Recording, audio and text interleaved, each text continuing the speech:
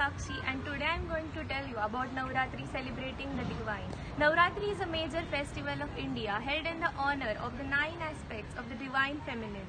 The 9 forms, the 9 rupas of Devi Durga are worshipped and devoted during this period.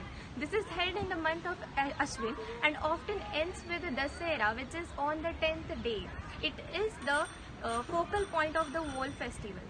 Now let us understand the scientific reason behind celebrating the Navratri. The Navratri is held at that time when the various atmospheric changes takes place, that the rainy season ends and the winter season starts. So during this time the energy level goes down, the immune system declines. So we need some sort of physical work. So in Navratri various physical work takes place such as dandiya, garba and dancing, which increases our energy, which increases our immunity. Everywhere there is positivity, faith and belief.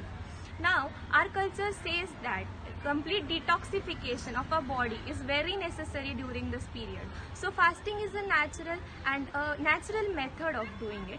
But we should fast, but in a proper and orderly manner. We should not starve, we should fast. Starving is not eating anything the whole day and eating a lot in the night. But we should consume the sattvic diet, the light diet, such as the coconut water, then light foods such as fresh vegetables, fresh fruits, and we should not consume the tamasic foods such as salt, alcohol beverages, etc.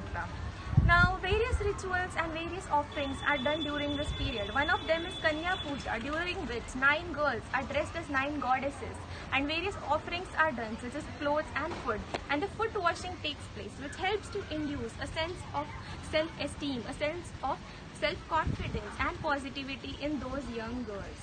Now we all do believe that our culture ill-treats a woman, it doesn't respect her, but that's not true.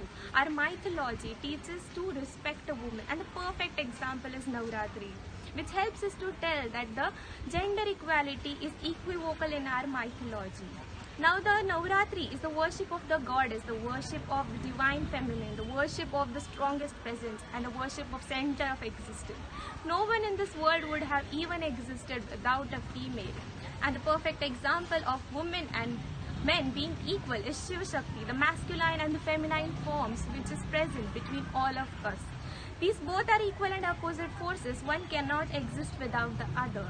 Imagine, what is Ram without Sita? Who is Shiva without Parvati?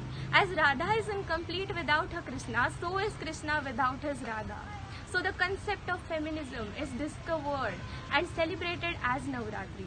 The 9 days, the 9 forms, the 9 moods and 9 emotions of a woman, the 9 shades of a woman, ranging from mild to wild, ranging from love to war, but all raw and expressive. The mild-mannered Lakshmi, the well-witted Saraswati, but the bloodthirsty Kali are all various forms of a woman. So this Navratri, let us understand it, let us understand our rituals, how it teaches us to respect a woman, how that complete detoxification of our body is necessary. So I wish you everyone a very happy Navratri. Thank you.